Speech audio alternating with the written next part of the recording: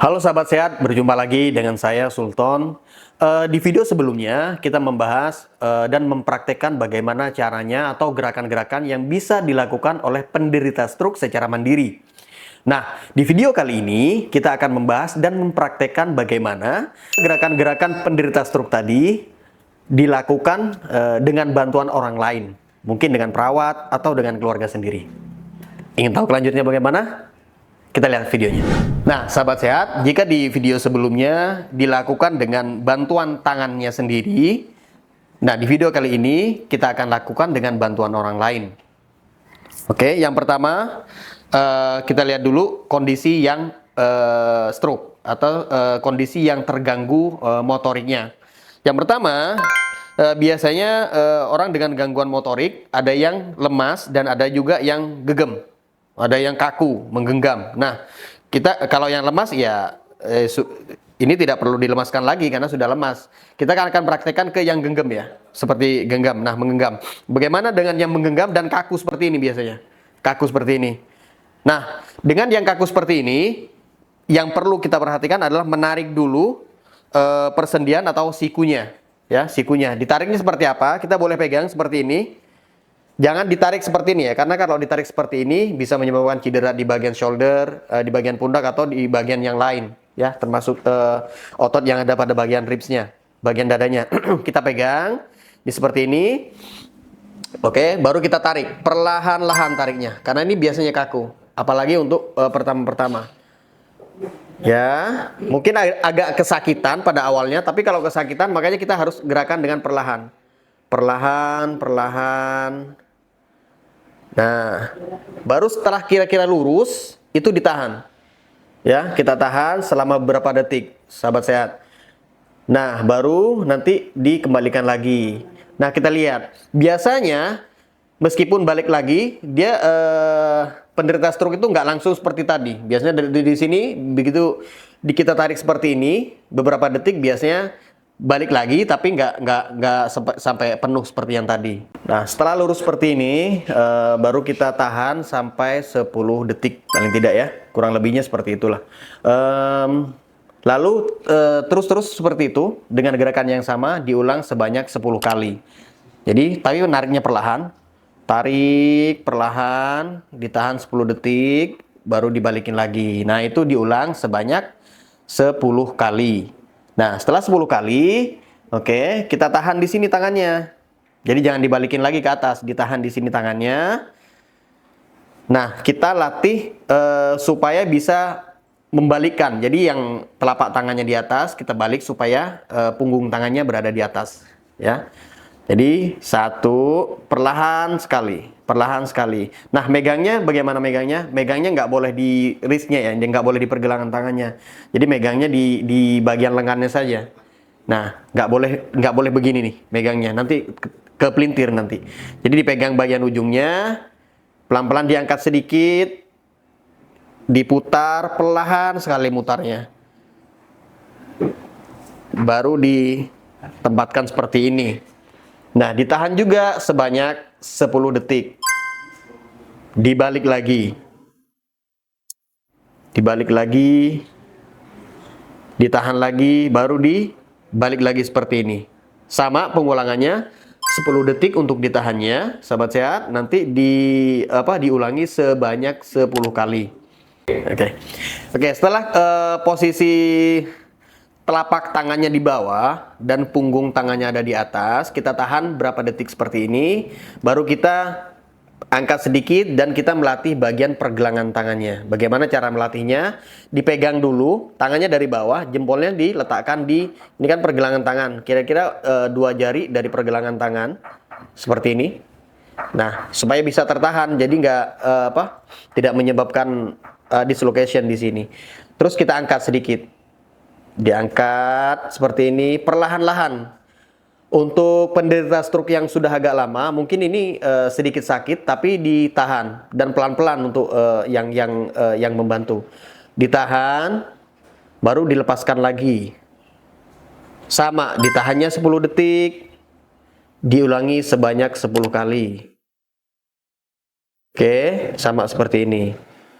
Setelah 10 kali, kita balik lagi seperti posisi awal. Seperti posisi awal, telapak tangan berada di atas, punggung tangannya di bawah. Nah, ini kan kaku ya.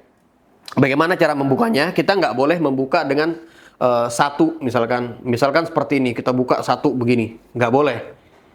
Ya, ditakutkan ada cedera pada bagian persendian jarinya. Yang bisa kita lakukan adalah kita telusur dari sini, kita rebahkan dari sini, tangannya gitu, masukin dari sini. Nah, setelah masuk ke jari-jarinya, nah kita buka sedikit demi sedikit. Kita buka sedikit demi sedikit, boleh dibantu pakai tangan yang satunya lagi. Ditahan. Ditahan selama paling tidak sih 10 detik ya. Kalau untuk jari biasanya agak lama, boleh 15 sampai 20 detik mungkin ya. Nah, karena biasanya baliknya itu lebih cepat. Kalau kita lepas biasanya baliknya lebih cepat. Nah, beda sama otot besar.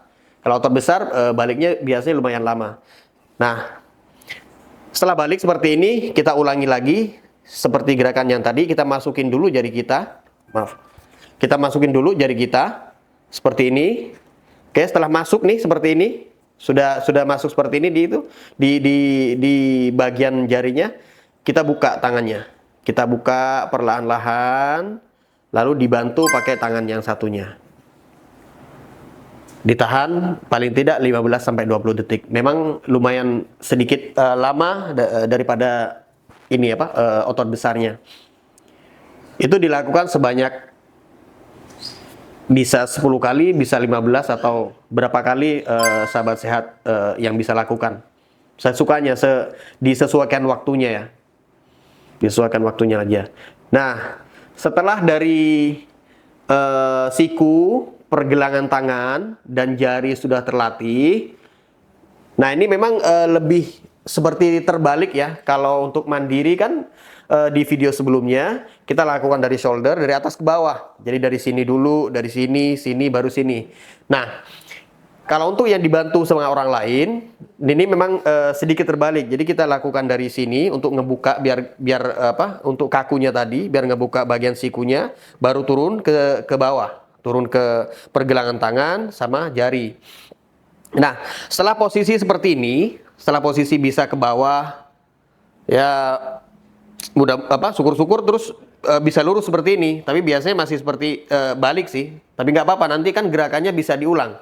Misalkan sehari 2 kali atau 3 kali.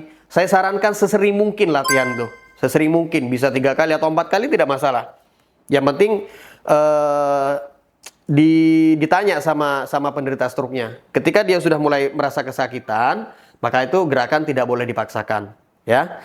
Oke, selanjutnya kita bisa menekuknya lagi. Sedikit menekuk seperti ini, nggak sampai ke atas seperti tadi. Lalu dibuka bagian ini ya, bagian apa ya ini? Bagian otot dada ya. Ini untuk otot dada sebetulnya. Untuk otot dada di bagian sini nih. Di bagian ini kita harus buka. Caranya seperti apa? Bisa dari sini, bisa diangkat sedikit, diangkat seperti ini. Sahabat sehat. Nah, diangkat seperti ini. Ini akan sakit sekali biasanya. Jadi sangat harus dilakukan dengan sangat hati-hati. Sangat perlahan. 1, ditahan sampai 10 detik. Baru dibalikin lagi. Dan ini harus dipegang ya, sahabat sehat, harus dipegang. Nggak boleh kita lakukan begini nih, nggak boleh. Untuk mengurangi resiko cedera, kita tahan. Nah, ini sekuatnya. Kalau misalkan penderita struknya kuat segini, ya sudah segini dulu. Nah, baru nanti diulang. Biasanya semakin lama semakin simetris, semakin lurus. Ya, kalau bisa lurus ya lebih baik. Dilurusin seperti ini, sejajar pundaknya. Dilakukan sebanyak ditahan selama 10 detik, dilakukan sebanyak 10 kali. Ya, setelah itu baru pindah ke gerakan berikutnya. Gerakan berikutnya adalah step dari pergelangan tangan, siku sama gerakan yang tadi. Contohnya seperti apa? Diangkat dulu seperti ini untuk melatih sikunya. Diangkat lagi untuk melatih yang bagian dada sampingnya ini.